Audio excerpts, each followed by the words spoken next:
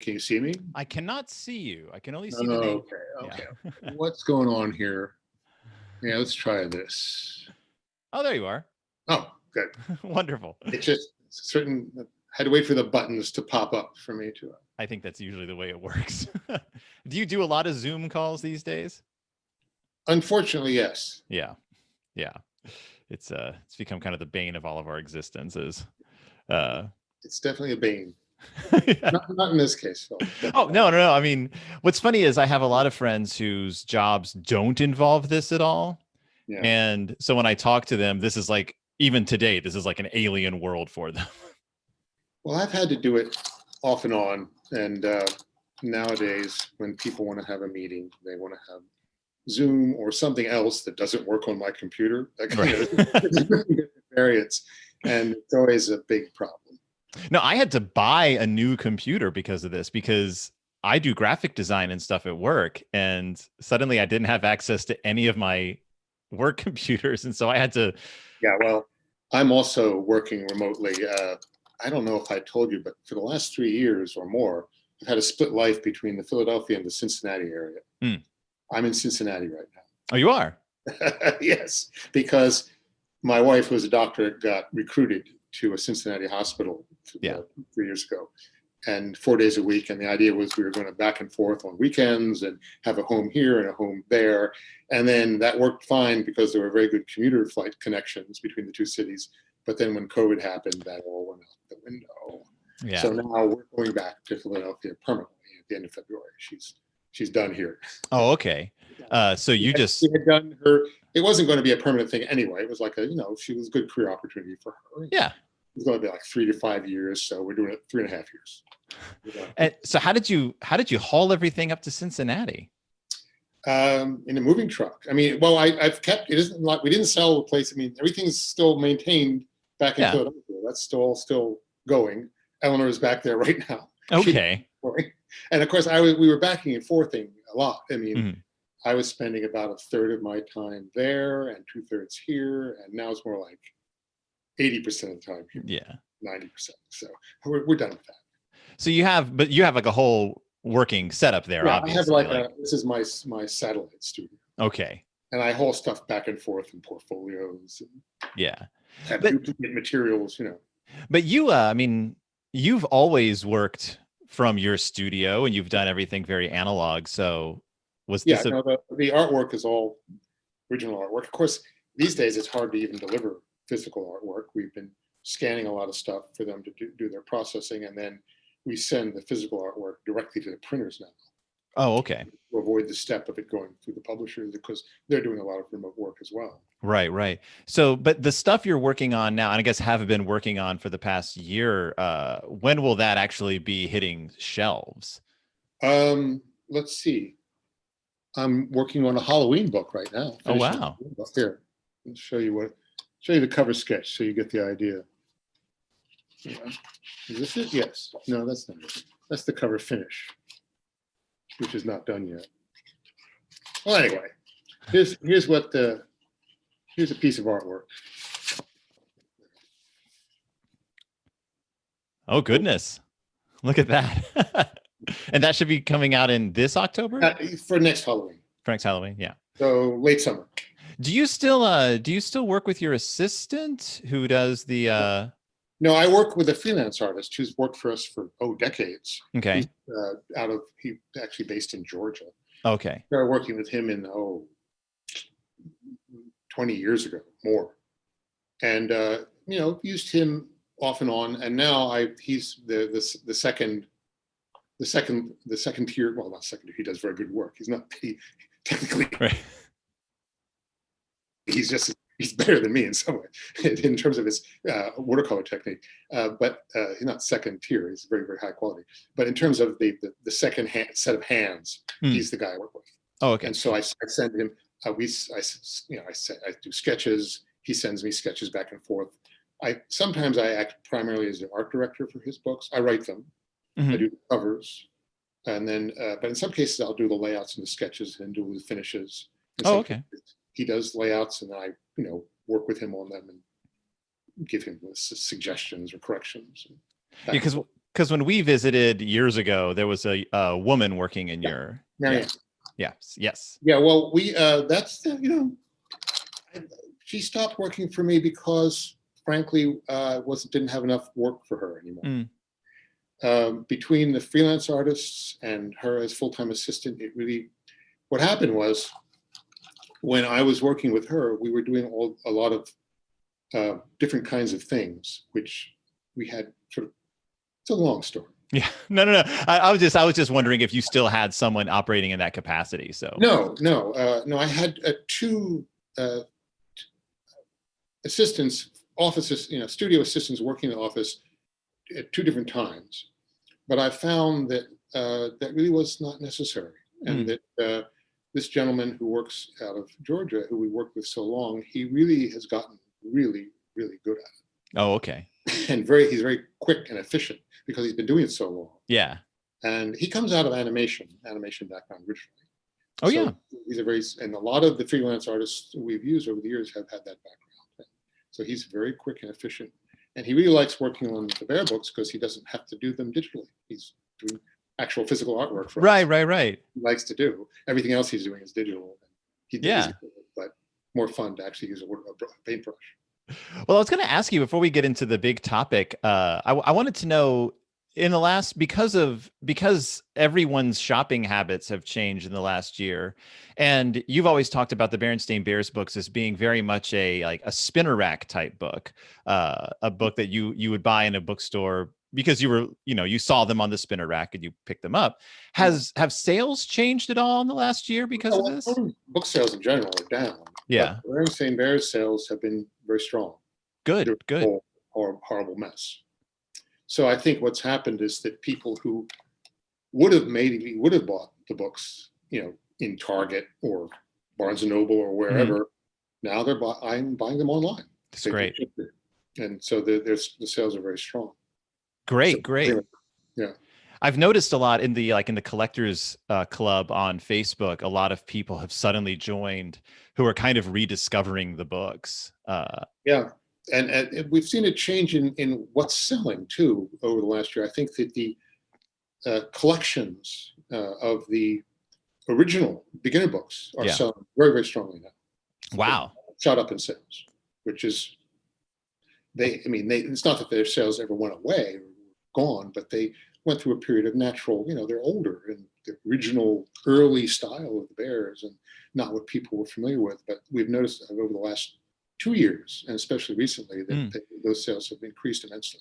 Random House has put out a whole series of them as collections. Yeah. 6 books in one big collection, and they've sold immensely well. Oh, and I've noticed that people are really tracking the collections now too. There's a lot of discussion of I saw this collection advertised. Where is it available? Is it only in certain parts of the country? And that's true of all the books in general. Across the different publishing platforms, the collections have become a very, it used to be a minor part of our publishing, but now it's become a very major part. Exactly why that is, I don't know. It's just one change in sales, marketing, right, receptiveness, customer attitudes. I have no idea. Yeah, I don't want to try to psychoanalyze customers because goodness knows I can barely take care of myself. No, I try, but. So getting to the topic at hand. It's an interesting topic. You what? It's an interesting topic. Save Christmas, So you wrote to me a couple of years ago. I requested more information on it. You sent me this wonderfully detailed email. It is a very deep. Once I got into it, I kind of got interested. I was like, oh yeah, I remember that. And I was just like, because you had mentioned when we visited that this was a story, this was almost an epic tale, and you sent me the details of it, and I sort of sat on it for a while as a topic. I was like, this is big. This is really big, and I really wanted, because this covers a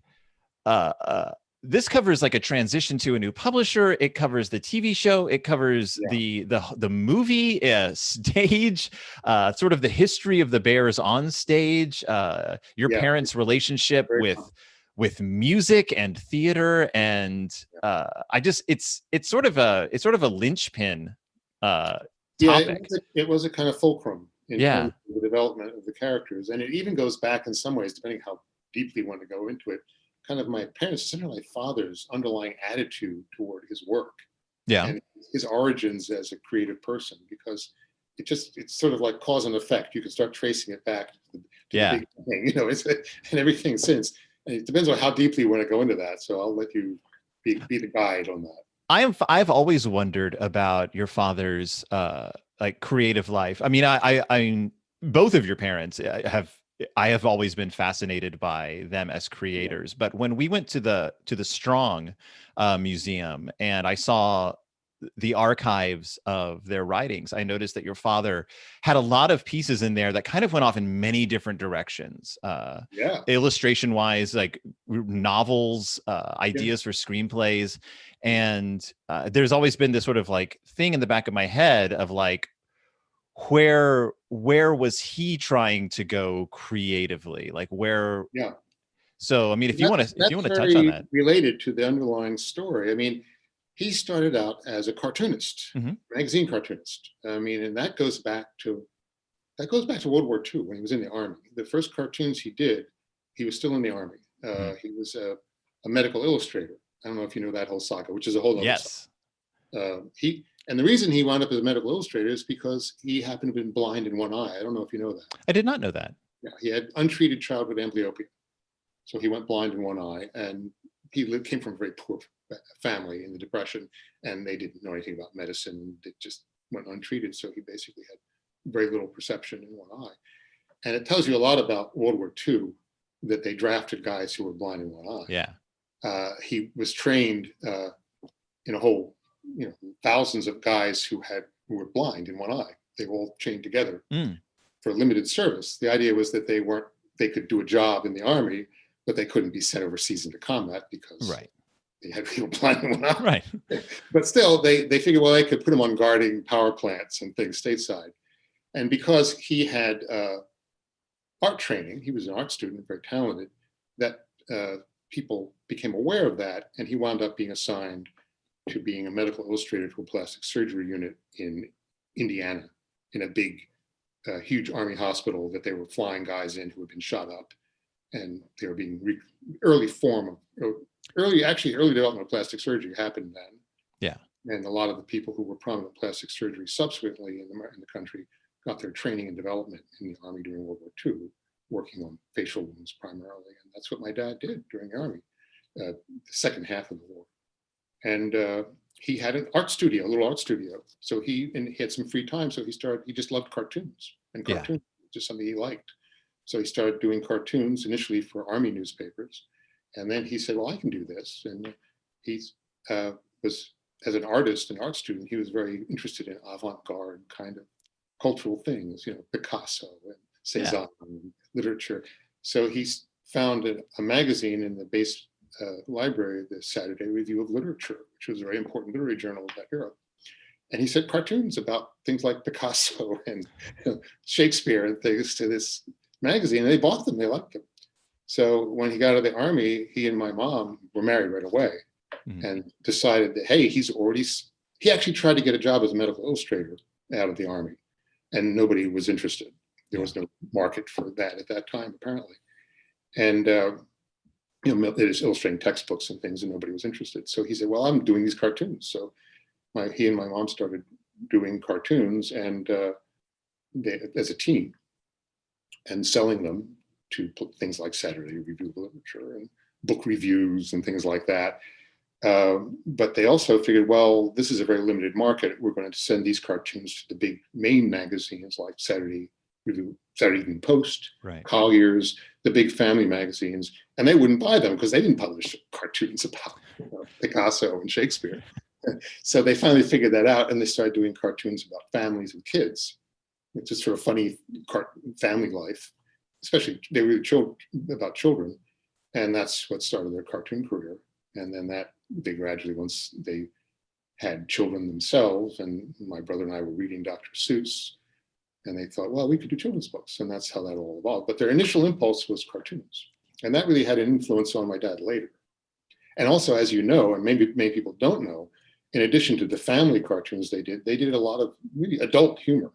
Oh, yes. That were rather risque and edgy, they held a whole series about a character they called Loverboy, who was a kind of a, you know, he wasn't exactly a dirty old man, but he was a little bit in that direction. You know, he was very, and they weren't nasty, dirty books, but they were funny adult humor about adult subjects. I've got a number of them right here. And they loved doing those. I think that was what they liked best. And I think that had a later influence on where my dad wanted to go with things, which takes us to Save Christmas. Well, it's interesting because I talked with Benjamin Clark, who's the curator of the Charles Schulz Museum, and there's a lot of overlap era-wise in while your parents were developing in Charles Schulz, and all these cartoonists who this post-World War II sudden, like all these cartoonists who were exploring American life through cartoons and how they all kind of went in their different directions. And Schulz went on to be a daily cartoonist, and your parents went on to be like, of course they tried that too. They did the sister right 2 years, and although it was, it got published and distributed around the country, it never reached a distribution level that they felt justified the time and effort they had to put into this. So how does this development then tie in with, I mean, because Save Christmas wasn't their first musical or idea for a stage show, was it? No. There was a straight stage show, just no music, adapted from the books, which this all grew out of a relationship with the Rose Theater in Omaha, which is a public public theater that's patronized by the Warren Buffett family. Okay. He's from Omaha. They're from Omaha. So this is one of their family projects, this children's theater-based family theater. And so they do a lot of adaptations of children's books and things. And they approached my dad and wanted to do adaptation of some of the books as a kind of a group. So he did that, and that was very popular there in Omaha. And then there was a second musical, which was not associated with Omaha. And I don't really remember how that came about, or maybe it was. And it was called, and it toured the country. It's called the Berenstain Bears on Stage. Yes. Or maybe I'm all mixed up. Is that the one that's narrated by the cowboy? Yeah. Okay. That's right. Joe McDermott was a guy who was doing work on our video games. Okay. Music on our video games for a company that did video games. And he started writing just speculatively for my dad some songs about the characters. And so my dad kind of based this musical around his character. And he also uses the characters in his personal show. So it's kind of a symbiotic relationship. Oh, I see. Right. But the Bears have a history with music. Like that goes back as, Well, also the TV shows. Yeah.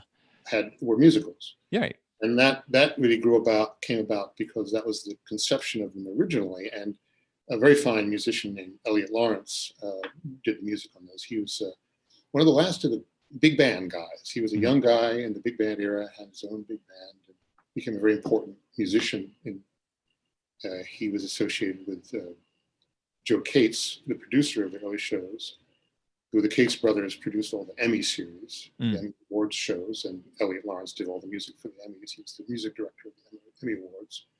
Joe Cates, by the way, is the dad of Phoebe Cates, the actress, and wife of Kevin Kline. Yeah. So there's this connection of the Berenstain Bears. The Berenstain Bears wanted to be connected with everything. Yes. But anyway, Joe and his brother were the producers, and they had a good relationship with my dad, and they produced the NBC's seasonal specials. Okay. And Lawrence was the composer, and my dad worked with him, and he did some great music and songs for those shows. So it all grew out of that, really. And your and the lyrics for these songs were always provided by. Excuse me? My dad wrote all the lyrics. Yeah. Was he always interested in songwriting, or? Yeah, it goes back to obsession with movie musicals when I was a kid. Okay. Busby Berkeley musicals. Yeah. He was obsessed with them, and it was all his life. Oh, I did not know that. Ginger Rogers, Fred Astaire. Yeah. So it just seems natural. And of course, the Bears aren't the first cartoons, obviously, to hit the stage and to be portrayed musically on stage. Like that sort of seems like a thing that, like, from Little Abner to Little Orphan Annie on, like I saw Little Abner on the stage when I was a kid. Oh yeah. in Broadway. My parents took me to my brother to it when I was out. And what did you think? I didn't understand what was going on, but I was only about 4 or 5 years old. They were big theater goers, and they'd take up, they'd either, when it was on the road, tryout. Philadelphia used to be a big tryout city, and also they'd take us up to New York and we'd go to shows. Yeah, all kinds of. I saw My Fair Lady. I saw the original production of Music Man. Wow, that's fun. It was a pretty wild thing. It was fun. I didn't really understand it, but I thought they were fun. Yeah. So this show. So you said that this show is kind of tied into your parents, specifically your father's desire to go out in different directions to explore. Yeah, and it's rooted in the fact that the development contract for the PBS animated show was in many ways a very onerous, restrictive contract. Mm-hmm. And it wasn't with PBS; it was with Nelvana Corporation, part of the big Canadian media conglomerate Chorus. And Nelvana had a deal with PBS to develop children's books into animated shows. So Nelvana is not a crooked company, but they're very sharp operators. They're a very tough operation. They're very sharp business people. Yeah. Rapacious, I would say, is what they are. And if they're listening, maybe they'll sue me. I don't think so. Anyway, I don't think they have much basis in suing. But we needed to get back on TV in order to sell books, frankly, at that time. Yeah. We hadn't had a TV show since the mid-'80s, the CBS show. Mm-hmm.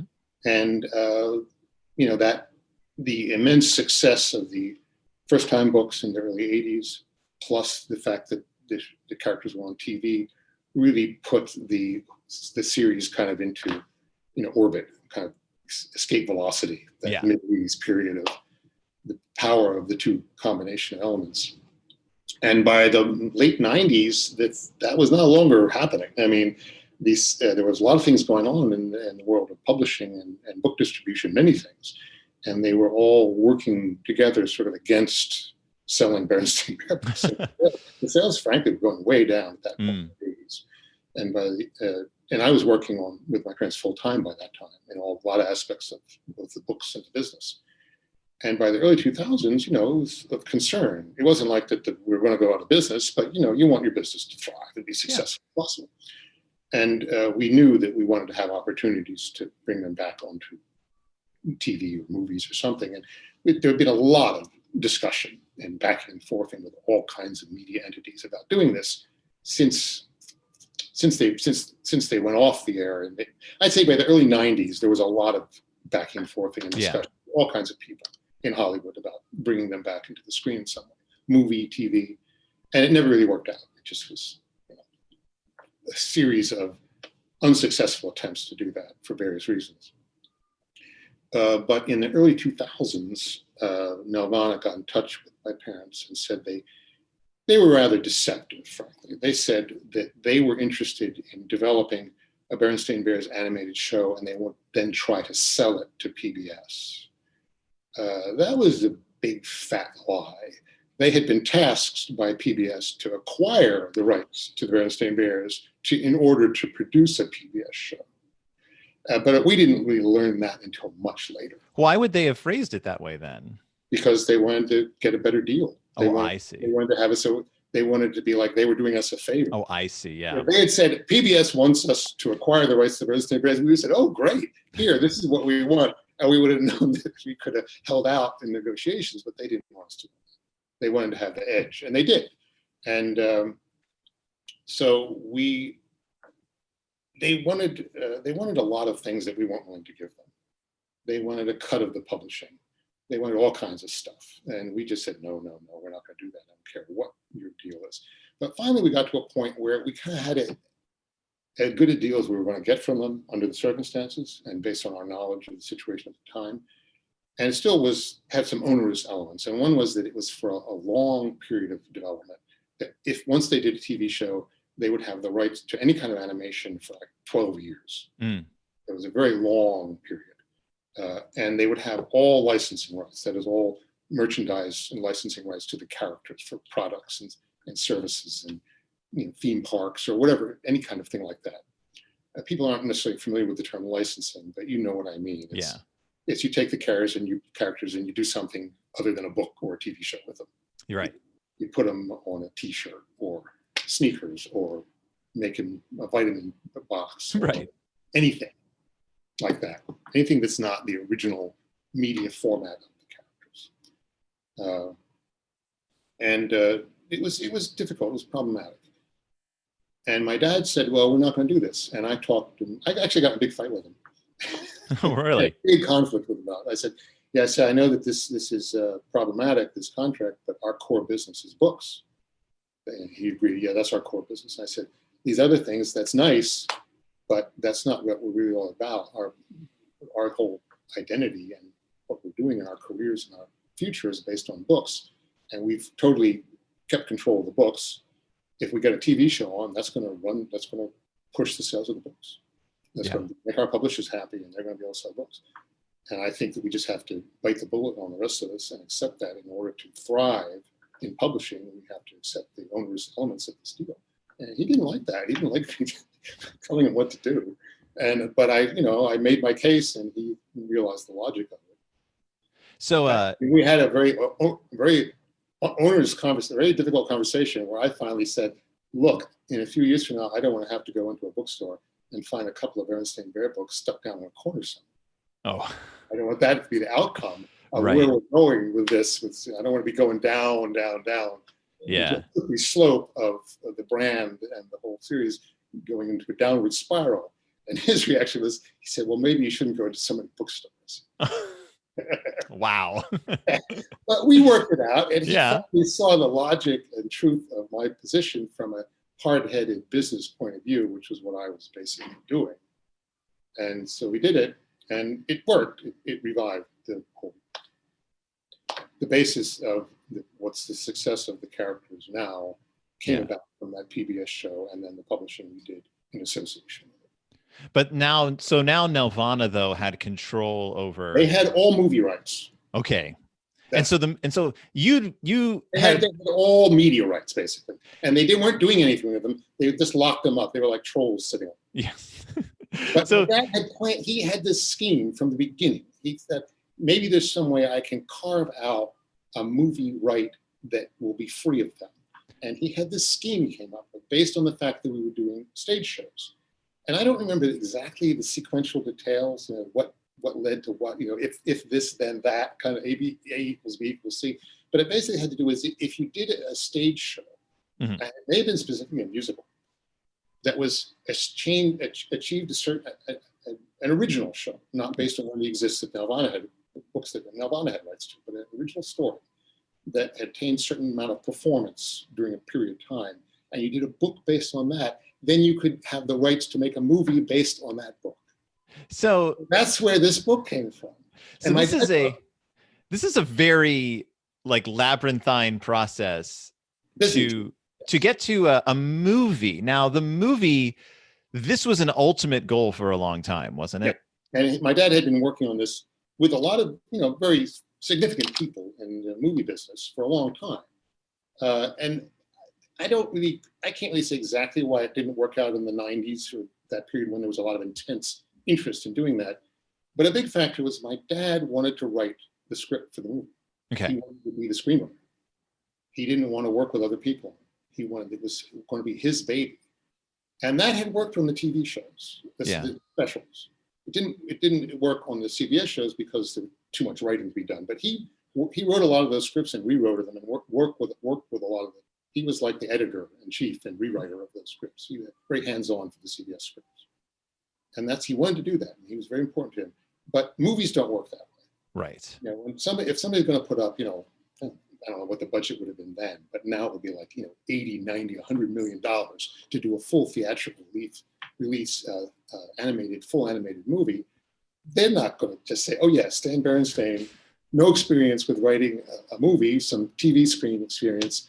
We're going to just give you total control of every aspect of it." And no, that's just not the way it works. And so I think that was a big factor in why nothing ever actually got done. Now, how much of that was a desire to keep the development of the characters in-house, and how much of that was a desire to write a movie, be a filmmaker? It was both. He wanted both. He was very motivated by having control over what anybody did with the characters, which was a very good motivation. Mm-hmm. Difficult to achieve because they're not going to give, in doing it with something that scale of budget. And I know this from experience because of what I'm working on now. You know, I don't think I'm going to give anything away saying that we're in pre-advanced development on a movie now. It's not greenlighted, it's not scheduled for production, but we're pretty well along the way with scripts and development. It would be, these days, they've decided it will be direct to streaming. They're not committing to any theatrical release. Right. Because of the new world we're in. But anyway, I have experience with what you can do and right. what they'll give you. And they'll give you a lot of input, a lot of, guaranteed you are to be consulted and review this and have your input. But there's no way with the kind of budgeting that they put into movies that anybody's going to give the IP, the intellectual property owner, complete control. Yeah. They're not going to give you total veto power. It just doesn't work that way. And that's what my dad wanted. And he wanted that for very good reasons. And he also was a very good screenwriter. He'd done wonderful scripts for TV, and he wanted to try his hand at a movie. That's a very good motivation, too. It just, from a practical getting that movie made done, it just wasn't realistic. Yeah. So this is all going out throughout the 90s. And it's interesting because in the 90s, we started seeing a lot of live action adaptations of cartoons. That was kind of the big push. Certainly adaptations that took a lot of liberties with the characters and took a lot of ironic looks at the characters. Something like the Flintstones and and movies like that. I forgot that. Yeah. John Goodman. Yeah, that was really silly.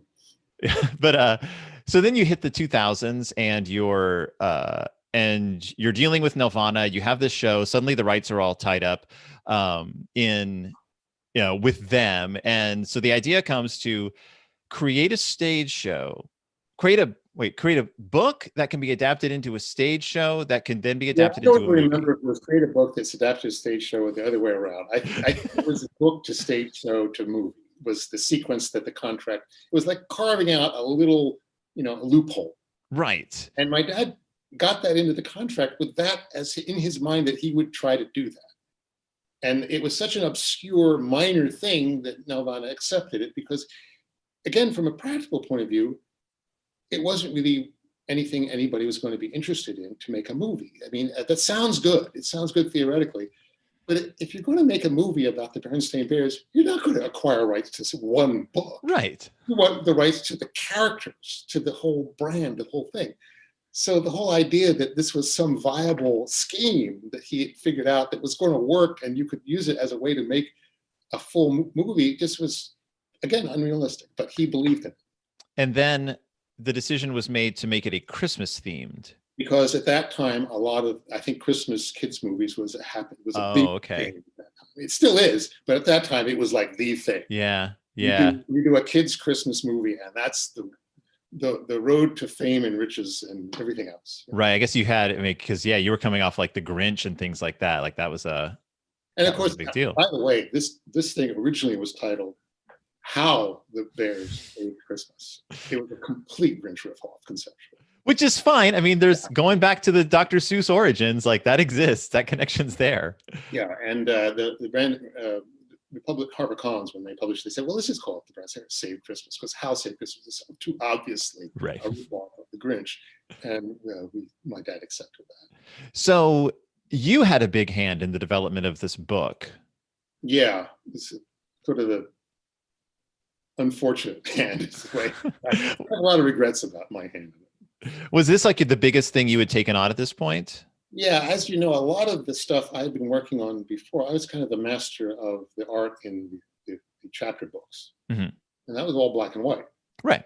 Now, I had a lot of experience with doing color artwork, but it was in my own books, which were totally different. Yeah. And although I had done color on the Bears, I hadn't done a lot. That was my experience with doing full color artwork on the Bears at this point. When this came on, this would have been around 2002. So was limited. Yeah. And and this was a Christmas book. It had to be big, spectacular, huge. It's huge. It's large format, many pages, complicated, elaborate artwork. And I wasn't really up for it, frankly. I don't think I really had the skills to do it properly at that stage. And I had the further problem that I kind of went overboard on the color because it was a Christmas book. Mm-hmm. So I kind of oversaturated the color to make it bright and brilliant. And then unfortunately, HarperCollins, when they published it, they had the same idea. They decided to oversaturate the color even further in the printing to make it a spectacular, rich, ornate children's book. So it was like, you take poison and then you take some more poison on top of it. And the whole thing came out looking like, to me, it looked like it had been soaked in beet juice or something. It is a very colorful book. Like, I'm looking at it, and I have it here, and it just, the original artwork is kind of over the top, but the final printed book is over the top in the color. Now, stepping back a sec, you did mention the publisher of this book, because another part of this story is that this was seemingly one of the points of PBS show too. That's a part of the PBS saga. They're all interconnected. Yeah, because one of the idea of the fact that we were willing to accept the restrictive terms of the contract for developing the PBS show, we did that because we wanted to sell books. Yeah. It's like, okay, we'll accept this onerous quality to this, but it's going to help our core business, our main love and identity and activity is doing books. And part of our problem at that time, and it gets kind of complicated, I don't want to overcomplicate this, but in the 90s, that's when the whole Disney book licensing became a huge thing. I don't know what the sequence of the early Disney Eisner era movies were, like late 80s, early 90s. Yeah. When the big explosion of the Eisner Katzenberg period, happened, the whole Roy Disney takeover of Disney. And, licensed books from media for children's books had been an important thing in publishing going back to the 50s, but it wasn't like it became. In the 90s, it exploded. It began to dominate mass market children's publishing. The Disney license, Mermaid and Lion King and all the rest of it just exploded. And Random House became the primary. They had a long history of relationships with Disney going way back. And so they became sort of the prime Disney publisher for children's book adaptations of the media properties. And so Disney children's books with Random House began to squeeze out everything else. It became such a priority for Random House. And they had to commit so much money to get the rights to these things. The way that works with Disney is that you pay, you submit a bid. The publisher would say, well, here we commit like X hundreds of thousands of dollars. We're going to pay you that up front for the rights to do the books. And then you hope you make the money back and more. And that's something with Lion King or something that works great. But with some things, it didn't work out so good for Random House. So they didn't make money on them. So their budgetary situation got very constrained in terms of everything other than Disney by the late 90s. So we were getting more and more restricted in what Random House was willing to do with us. So that, there were a lot of problems in publishing for us at that time. So the idea of the PBS show, and we had told the Random House that we had this interest in a PBS show, and they said, "Oh, great, just go for that. We want that. That's just run, don't walk toward the PBS show," because this is at a time when the PBS shows were really very successful in children's books. Yeah, Arthur, the character Arthur, had been a fairly successful children's books with Little Brown. But then once it got on PBS, it just exploded as a children's book phenomenon. The licensed versions of them that Random House and others were publishing. So that's a phenomenon that Random House, they said, yeah, we want that.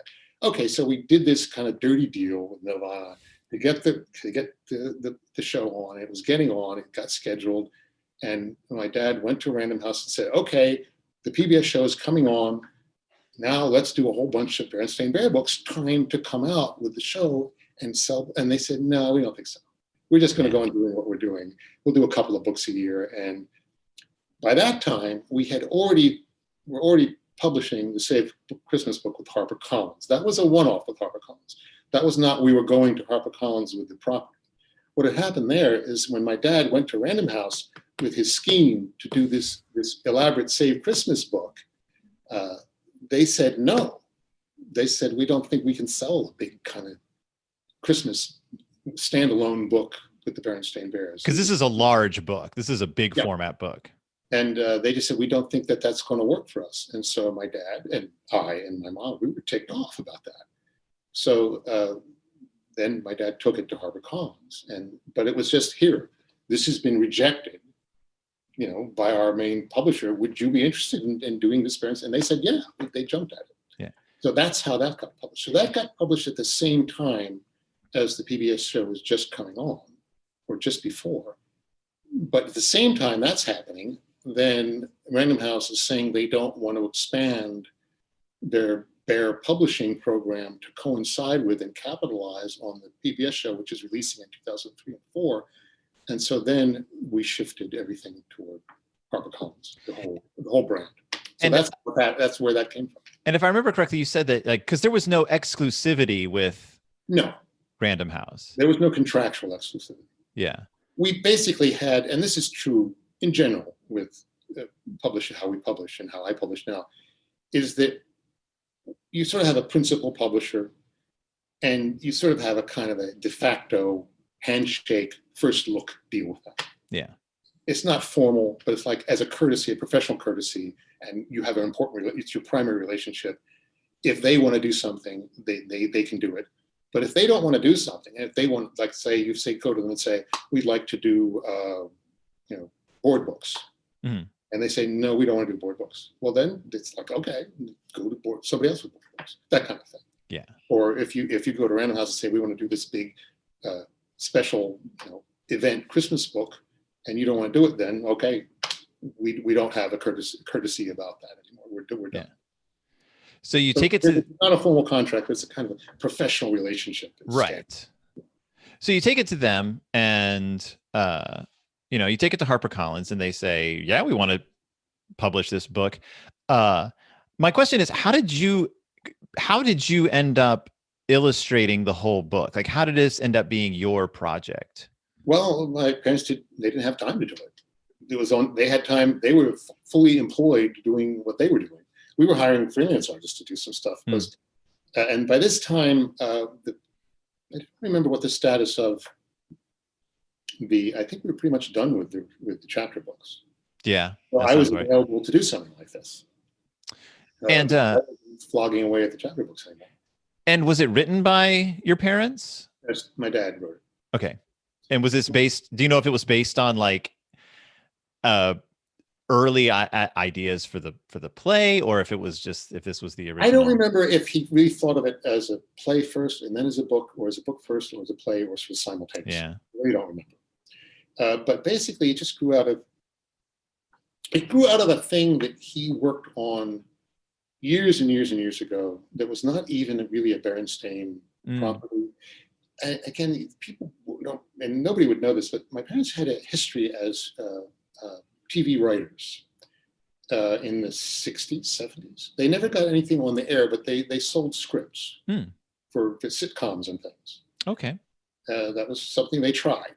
And they made, they had some success at it just professionally, but nothing ever got on the air. And one of the projects they worked on, and this is going way back, there was a cartoon character, which nobody will have heard of now. I think it was actually Belgian in origin, called Max, and he was a hamster. Okay. And he was a funny cartoon character, European cartoon character. And they were not like immensely popular, but they were around. You could buy books of Max the hamster. He was a kind of funny, accident-prone comic character. And I don't know if it was the agent or somebody for this Max character in America, or the editor. I think it was the editor of the books that were published. They were cartoon books. My parents were doing cartoon books. I forget with whom at that time, Macmillan or somebody. And their cartoon editor, was the editor of these Max European cartoon books. And he had the idea to publish a new Max book in America about Christmas, Max's Christmas. And he wanted to know if my dad would write it and work on it with the cartoon creator. And so it was like Max Saves Christmas. Yeah. And that's the origin. And it never got published. I remember as a kid seeing these crazy sketches about the hamster pretending he was Santa Claus. And I think it was even the idea it was going to be a TV show. It was one of these Byzantine projects. And that's what it grew out of. It grew out of Max's Christmas. Wow. It was a revival of this obscure, unpublished, undeveloped, crazy cartoon idea from the 60s. It is amazing just how much you scratch the surface of anything, and there's like about a dozen stories. Until we were talking about it, I didn't even remember that it grew out of Max. As we were saying, where did it come from? And I thought, oh my God, Max's Christmas. Max's Christmas. So, so this book is sort of a straightforward. The town has lost interest in, or has lost the true meaning of Christmas. They've become it's become over commercialized. Santa gets fed up, decides he's not going to deliver presents to them anymore. Just the hell with everybody. Yeah, it's very 'Twas the Night Before Christmas, the old Rankin Bass special. Like, you see the darker side of Santa. He's fed up with the town, and he encounters the bears, who don't realize it's Santa, and they bring him in on a cold winter night. They give him, warmth and goodness, and he learns that there is still goodness in the hearts of the bears, and he decides, I'm going to deliver presents. It's a very straightforward Christmas idea. A Christmas fable. Right. It's a charming little tale, and I actually very much like the portrayal of Santa in this. I like seeing Santa pull a Henry V and dress up as a commoner. I like it, and also the musical that wound up being based on it was wonderful. It was much darker and dystopian than this. Yeah, it was really harsh. So the musical brings in my favorite character, Ralph Ripoff, shows up, and he sort of becomes the sort of like the it's his machinations that sort of drive the bears to this. But Ralph at this point, and I don't know how much you know about this, but Ralph at this point, of course, had been mostly a chapter books and cartoon character. How did he get pulled into now sort of the overarching world of the Berenstain Bears? My dad liked Ralph. Yeah. He always wanted, and this goes back to what I was saying about his origins as a cartoonist and doing a lot of books that were kind of edgy, more adult humor. Toward the end of my dad's life, he really yearned for that. He frankly had gotten kind of bored with doing books for little kids. And he kept wanting to push things older and more sophisticated and edgier and more complicated. That's the origin of the chapter books. That's why he wanted to do that. That's the origin of these complicated, very unchildlike adult stage shows. That's where he wanted to go with it. And that's the story. So the musical, as produced in Omaha in the last year of my dad's life, he was very ill by that time, got produced. It was very edgy, very unchildish, and very adult oriented. And the contract was that it was to be at least 2 seasons. And the poor Omaha Theater Company came to me after my dad's passing and said, we can't put this show back on. People hated it. Wow. They had people wanting their money back, children being taken out of this theaters crying. And so I got together with Jamie Broza, Elliot Lawrence's son, who had taken on the music, and we basically put together a new version of it that toned it way down. Now, when you say dark and edgy, it wasn't very good, but it was producible. So we were able to produce it on a second season. I mean, obviously, I've never seen this show. There's very little online that I can find evidence-wise. It was only produced twice, once in the original version and a second time as the revised, Baudelaire version. But from what you recall, what made it dark and edgy? Well, there were a couple of personifications of the commercialization of Christmas. They were like something out of Guys and Dolls, a man and a woman, and they were almost like gangster characters. They were edgy, 42nd Street Zoot Suit kind of characters who had Brooklyn accents, and they talked like this, and they were horrible commercialized personification of Christmas who come in and they take over Christmas with Ralph, and it was frightening. It was very dark. They had these wild. It was like it was a great show. I loved it. Yeah, it was a great show. You would love it. It was really more like a Broadway show. It was like something. It was like Little Abner, or it was like something out of the 60s or 50s. This edgy, cartoony musical. And it's not for a children's theater in Omaha. Right, Or right. any children's theater anywhere, frankly. It might have a better life off Broadway these days. Uh, So it's anyway, that's why you don't see anything about it. it's fascinating though, because they always say like nothing ever disappears. It lives forever online, but it's there's such this black hole. The the recording of it that exists, or the recording that exists, is that of your version? Because there's like the soundtrack that's like it's on Spotify. Like if you look Berenstain Bears up. That's the second version. Okay. Yeah. The toned down version. The music second version. Yeah, because it's there, but again, it's just sort of take out whole numbers, and what Jamie did was replace them with adaptations of stuff from the original Christmas Tree show. Okay. Adapted elements of the music that Elliot Lawrence had created for the TV specials and used them as a basis for new numbers, children's oriented numbers in this hybrid bastardized version. Now, was this a setup when the show was being written? Was this a setup where like there were like around, like there was just musicians around? Were they like just collaborating? Was it like more of like a Elton John, Bernie Taupin thing where this was sort of happening long distance? I know who Elton John is. Who's the other guy? Oh, Bernie Taupin, who wrote his lyrics. Like they were never in the same room. They would sort of mail back and forth. My dad worked with Elliot Lawrence and Jamie, Elliot's son. They were a team at that point. Maybe still are. I think Elliot may still be alive. Maybe 100 years old, but I think he's still around. I believe so, yeah. Yeah, but my dad worked with them, and as far as musicians and doing the music, that was their job. They did the actual production. What would it take to get a production of this mounted again? Make me an offer. I don't have any funds. I guess I'm curious. Like, is this thing where like, if people were willing, you would be willing to dig up the old script and score and have it mounted even again? The second version would need a lot of work. It would need to be sort of rewritten from scratch. Like, you need the script doctors in major medical care.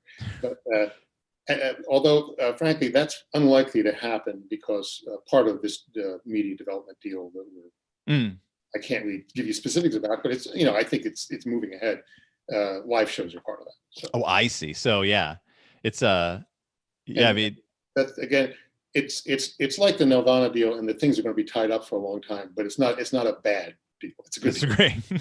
No, it's like good to hear. Owners about it, fortunately. Because I mean, as a theater person myself, as someone who co-wrote a musical myself, I find the development of theater to be just endlessly fascinating. I mean, but just today I was just in my spare time, I was reading the history of Greece, how it developed from like a 3-hour-long garage show into like the biggest musical in the world. You what? I didn't know it was a garage show. Oh yeah, it was a Chicago-based garage theater. I think the original production was 4 hours long. Like it was something they threw together as a tribute to their childhoods, and then it just sort of grew into this juggernaut. But one of the things that I've just always been fascinated with the history of the Bears and the history of your family and the way this is all and continues to develop. I mean, obviously it continues to develop. Is that there is no one version of the Berenstain Bears. It's always been this evolving. Like the core family has always been there, but the way they interact and are portrayed, it's very inconsistent. But I think that's wonderful. I think it's great that the Bears you see in the ad hoc. Excuse me? It's very ad hoc. Yeah. What do you need? What do they need today? And that's very. I'm sorry. That sounds very negative, but no. You do things. You want things to get done. If somebody wants a musical, you figure out a way to do a musical. It's Yeah. We want to do stuff. Yeah. No. And you've made that known. I say we collectively. I mean me now. Yeah.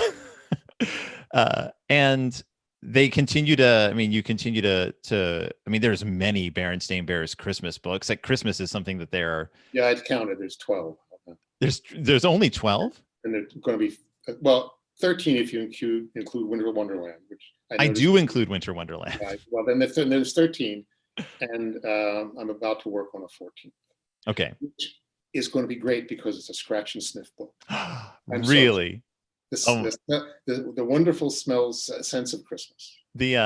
The collectors club, particularly Brad and Jeremy, will be very excited. There hasn't been a Berenstain Bears scratch and sniff book since the original. There's been one, the pizza book. Wow. And this will be the first scratch and sniff book since the pizza book, and I am very excited about that because I imagine scratch and sniff technology has come a long way. I doubt it.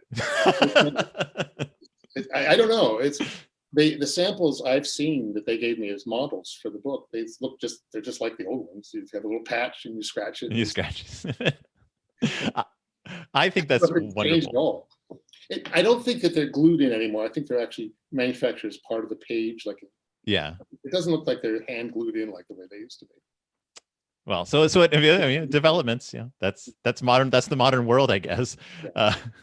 So the musical came, the musical went, and it just kind of disappeared. Obviously, the Berenstain Bears Save Christmas movie didn't happen. Yeah, I actually tried to interest some people in it since we had the rights. Yeah, it had worked, and nobody had the slightest interest in that. They said, "Well, we don't want to just get the rights to one book." Right. It's crazy. I said, "Yeah, of course it's crazy." and then it went its own way. I mean, and you said in your email to me a couple of years ago that even the book itself was over ordered. So it. Well, that's sort of my self-deluding version of that. Maybe not. I think it certainly was over ordered. The children's book, the book business in general, is still hobbled by the whole return policy thing. It's less important than it used to be, but it still is a big factor, a big drag on the publishing. The whole idea that books can be ordered in whatever quantity you want, and then if you don't sell them, the bookstore can send it back for credit. Yeah. I mean, other businesses don't work that way. Right. I don't think, and not all books are done that way, but a lot of what we call trade publishing is still done that way through the bookstore trade. And so bookstores and also sales forces, they will go in and say, "This is going to be a big book. You should order this," to all their buyers and all the chains. This is going to be a big thing. So they'll order 200,000 of them, and then they sell 100,000 of them, and they send 100,000 back, and so it's a big flop. Right. Whereas if they had ordered 80,000 of them, everybody would thought this is the biggest, the greatest thing ever. Yeah. And I think that definitely happened in this book. This was the chance of HarperCollins to say, "Hey, we're taking a stake in the Berenstain Bears. We have rights to Berenstain Bear books. Take that, Random House." So we're gonna flood the thing out there, and so it sold. If they ordered, I think that like 120,000 were ordered, and they sold about 100,000. Yeah. The fact that they had to send 20,000 back meant it was a flop. Yeah.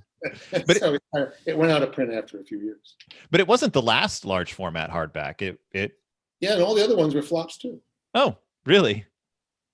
Yeah, it turns out that, and that wasn't because of over ordering. So as I say, maybe I'm self-alibying about the whole over ordering thing.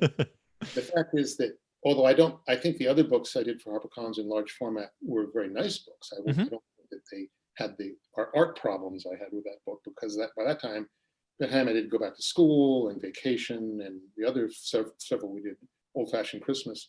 I think I feel very pleased with how they came out. Yeah.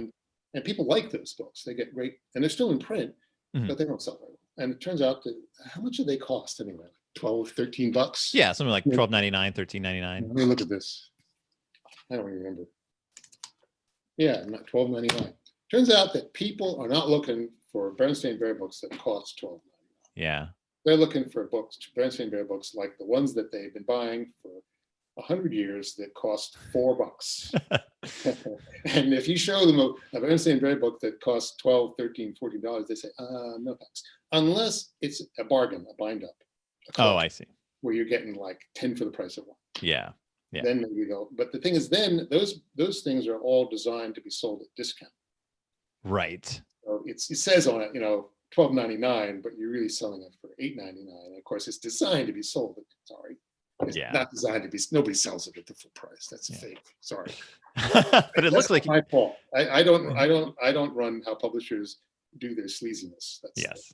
Publishers are my natural enemy, so I'm not vouching for that. So the Berenstain Bears, and I agree with you. I think the large format books they're. I mean, and this isn't just me saying this. I think they're beautiful books. I think they're. I mean, they're I sort of used Christmas as a kind of a trial, figure out how not to do it, and then learn my lesson. So.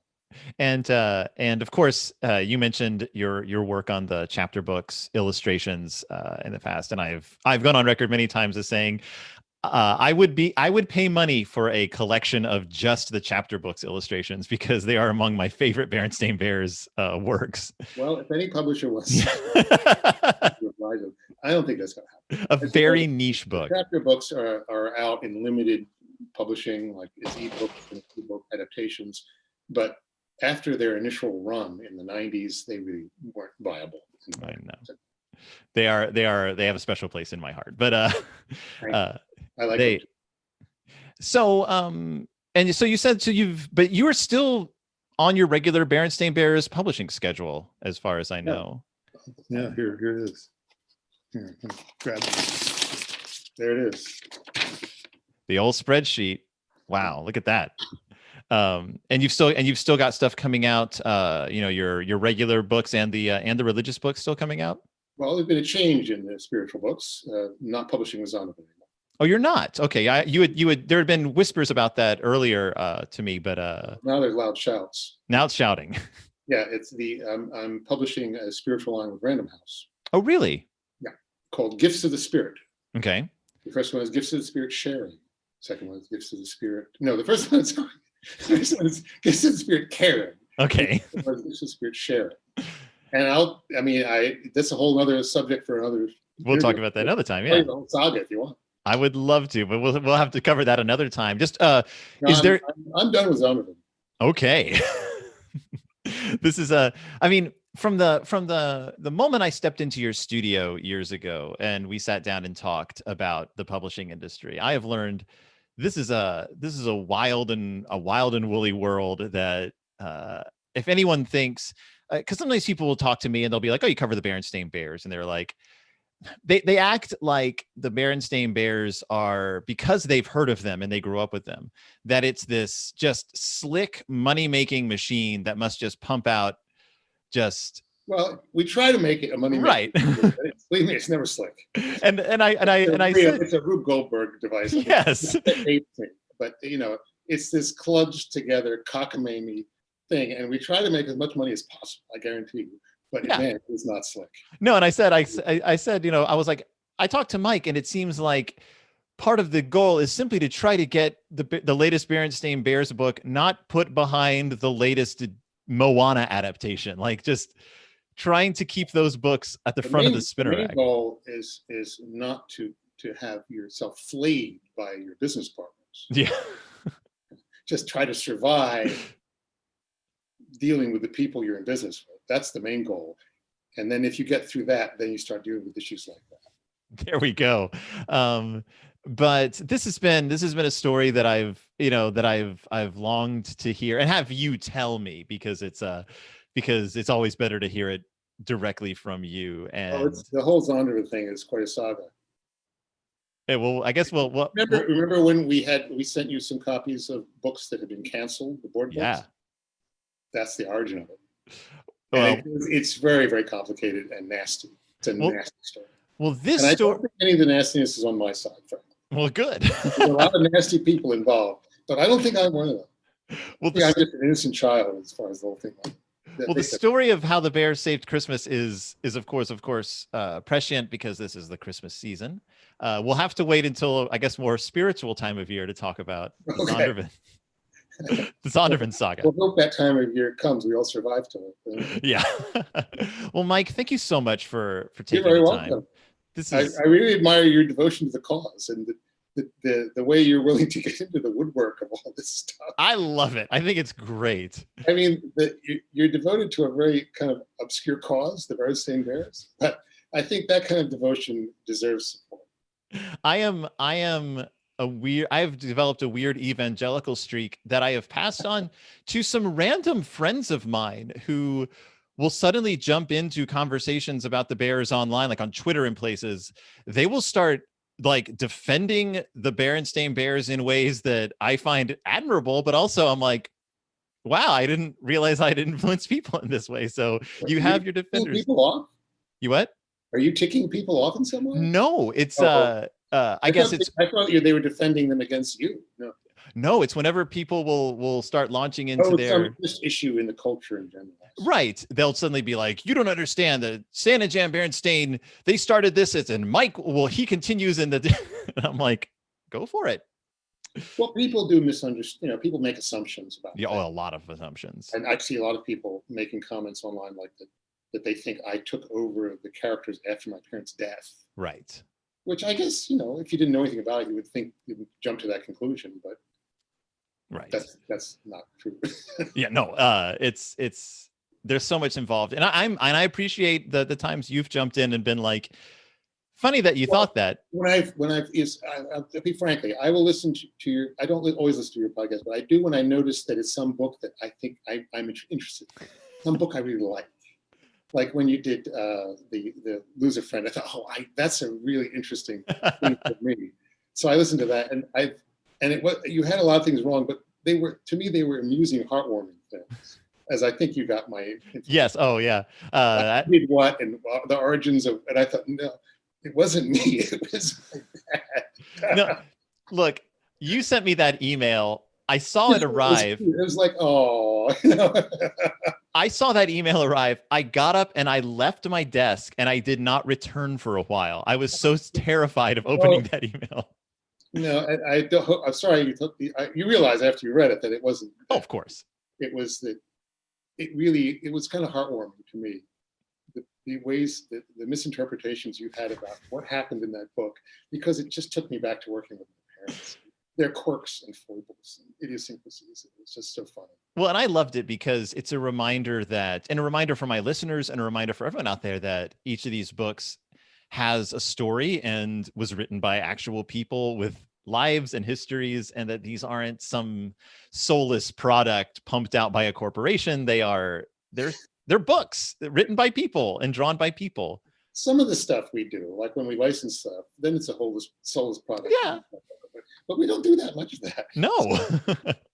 and we try to control it. I think it was at the Strong Museum. We saw, it may have been the Strong Museum, may have been in your studio. We saw the original layouts for the cookie boxes that were done when Berenstain Bears cookies. So it must have been at the Strong Museum. And I remember those, but I don't know if I have them or they have. And Brad and Jeremy and I were looking at these like different drafts and different sketches. And like originally, like they were going to have like basically every character ever created for the Berenstain Bears.